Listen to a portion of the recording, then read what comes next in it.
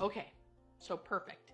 You can see that she's breathing a little differently. It almost looks like it's hard for her to breathe, or she's, trying really hard to get a breath. And you can hear a little gurgle noise to that breath. All of that is completely normal and to be expected. So this is why it's happening. The changes in breathing are happening because as the body's shutting down, the body knows it's shutting down, and things are changing chemically and metabolically in their blood system and in their body. That is creating the person to breathe different. So it's basically like an automatic thing that's happening in the body. It's automatically happening. The body is doing it. She's not sitting there going, I can't breathe, I'm going to start breathing differently. She is unconscious.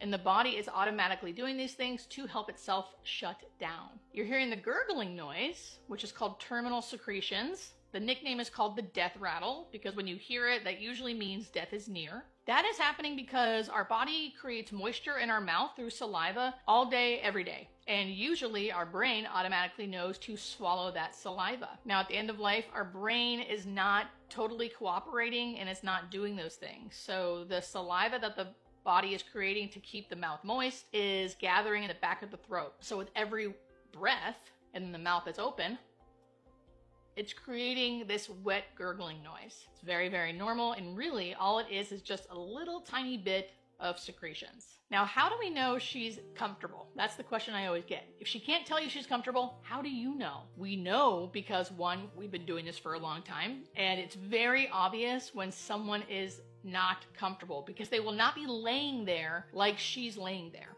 They will be moaning. They will have a furrowed brow. They will be rolling around. They'll be making noise. They'll be showing us that they are not comfortable. A dying person is like a baby. Babies cannot verbally say what they need, but they can cry a certain way. Once a parent knows their baby, they know their cries. This is a hungry cry. This is a wet cry. This is a teething cry, right? And that is how it is for a dying person. If a dying person is laying there comfortably and looking relaxed, they are. Because if they weren't, they would be showing us. It's very, very clear. And to a trained eye, it's even more clear. But if you're not a trained eye, that's what you can look for. You can look for a furrowed brow, if they're moaning, if they're agitated, if they're tight.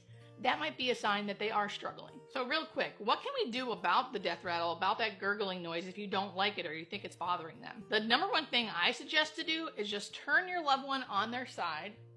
It'll eventually just slide right out of their mouth. So there's medication we can give to kind of dry up those secretions. That's not my favorite thing to do because it gives them dry mouth, but that is something you can do. Now in the hospital, of course, they have a suction machine and a suction, and they suction out everyone's saliva. We can do that. Hospice could provide you with a portable suction machine and you could do that. I never suggest that because the more you do that, the more saliva is going to be produced, and it kind of like perpetuates the problem. So I always just try to educate about how it's really normal. It's not bothering your loved one. If it's really bothering you, or you think maybe it is bothering your loved one, you can just turn them on their side and it will come out. This next video is of the same woman. Again, a great example of how the breathing is going to start to change. You're going to notice her breathing's even different from the first video. There's some delay to the breath. There's like a long pause in between. This is the point where families are kind of watching every breath.